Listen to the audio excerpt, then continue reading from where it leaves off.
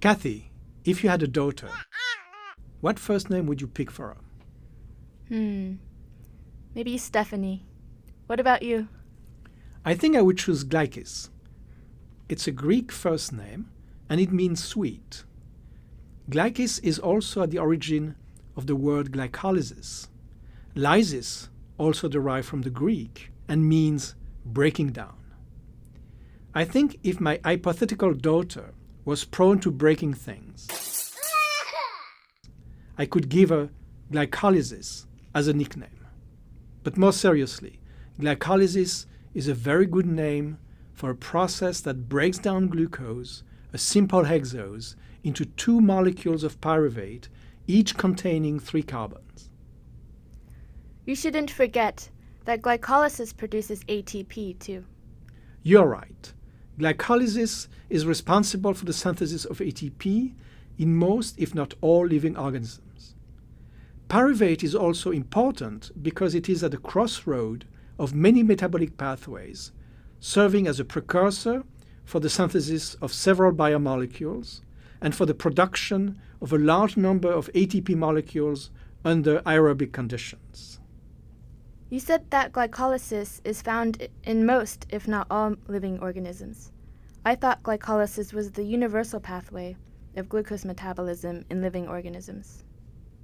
I did not use the word universal because if some of our students cherchent la petite bête, as we say in France, that is, if they split hairs or nitpick, they might discover that some microorganisms lack one or more glycolytic enzymes. We assume that in these microorganisms, a variant of glycolysis exists. Are glycolytic enzymes the same in most species? They are very similar across species, from human to plants and simple microorganisms. Because life emerged in an environment devoid of oxygen, glycolysis, which does not require oxygen, is likely an extremely ancient pathway.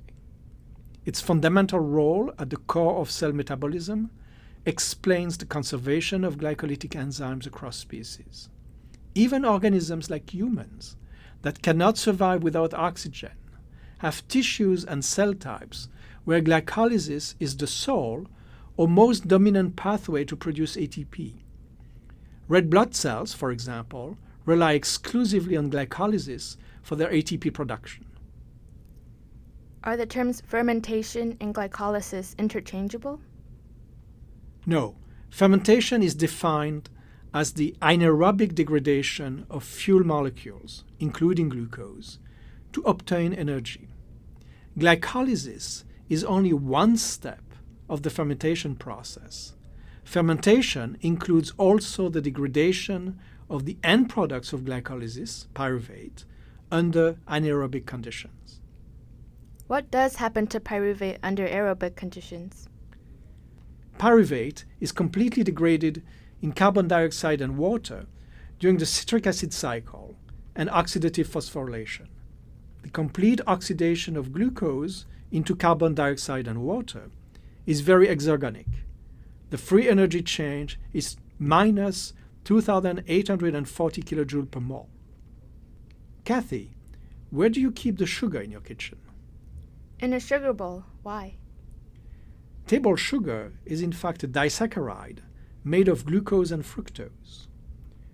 So you don't keep your sugar in a tightly closed, oxygen-depleted container. Aren't you afraid that your sugar will spontaneously combust? No, remember that even spontaneous reactions are extremely slow. The oxidation of the sugar in my kitchen would take forever. During glycolysis, the oxidation of glucose into pyruvate is a quick process because enzymes accelerate each step of glycolysis. You made a good point, Kathy. Now let's be destructive and show us how glucose is broken down in our cells. During glycolysis, the conversion of one molecule of glucose into 2 molecules of pyruvate is achieved in 10 steps. The first step is the phosphorylation of glucose on carbon 6 to form glucose 6-phosphate. This reaction, which is catalyzed by a hexokinase, consumes 1 molecule of ATP. Wait a minute. I thought that glycolysis produced ATP, but right from the start, one ATP is consumed? Yes, but more ATP will be produced later. You'll see that during the first 5 steps, called the preparatory phase, 2 molecules of ATP are consumed. If we were teaching an economics course, I would say that 2 ATP are invested. In the second phase of glycolysis, called the payoff phase, you get a good return on your investment. I hope so. But why is glucose phosphorylated? While glucose can enter or exit cells via specific transporters, there is no transporter for glucose 6-phosphate. The phosphorylation traps glucose inside the cell. What happens next? In the second step, glucose 6-phosphate is isomerized into fructose 6-phosphate. First, glucose 6-phosphate is linearized, and then the carbonyl group is moved from carbon 1 to carbon 2. Finally, there is cyclization and release of fructose 6-phosphate from the phosphohexose isomerase, the enzyme that catalyzes this reaction. Let me guess. The isomerization frees carbon 1 that can now be phosphorylated like carbon 6 was phosphorylated in the glucose molecule? Exactly. That is when our second ATP molecule is consumed. Fructose 1,6-bisphosphate is produced. The very tightly controlled enzyme called phosphofructokinase 1 catalyzes the reaction. Is the second phosphorylation also meant to trap the phosphorylated sugar inside the cell? No, the second phosphate destabilizes the molecule by bringing 2 negatively charged groups in close proximity. In addition, the binding energy released by the interaction of both phosphates with the active site of the enzyme, called aldolase, reduces the enzyme's activation energy and facilitates the cleavage of fructose 1,6-bisphosphate into 2 triose phosphates, glyceraldehyde 3-phosphate and dihydroxyacetone phosphate. Once again, the first step is the opening of the ring structure. The position of the carbonyl group of carbon 2 in the linear molecule will determine the position of the cleavage to form the 2 triose phosphates. We started with a single molecule of glucose, and now we have 2 completely different trioses. Does it mean that glycolysis is a branch pathway? No, in fact, the 5th and last reaction of the preparatory phase is an interconversion of the triose phosphates, because only glyceraldehyde 3-phosphate is directly degraded in the second phase of glycolysis. The interconversion equilibrium is pushed toward the conversion of dihydroxyacetone phosphate into glyceraldehyde 3-phosphate. Okay, it's payoff time. Exactly. We now enter the payoff phase. During the 6th reaction, glyceraldehyde 3-phosphate is oxidized to form 1,3-bisphosphoglycerate.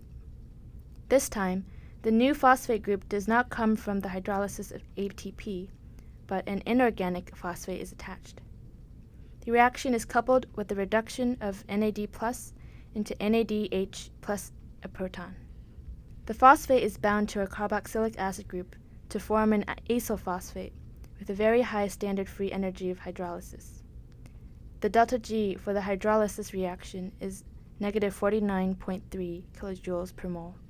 I suppose that the hydrolysis of the acyl phosphate is coupled to the synthesis of 1 molecule of ATP. Correct, but 2 molecules of ATP and not 1 are formed. Remember that the initial glucose molecule has been cleaved, and for each glucose molecule entering glycolysis, 2 molecules of 1,3-bisphosphoglycerate are produced. The reaction produces 2 ATP molecules and 2 3-phosphoglycerate molecules.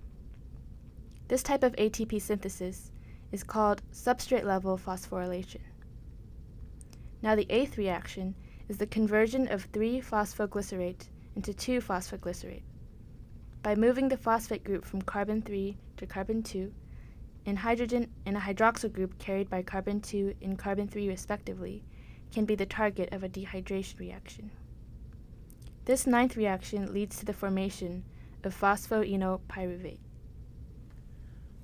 Would the formation of ATP by transferring the phosphates from 2-phosphoglycerate to ADP be more efficient? Not really.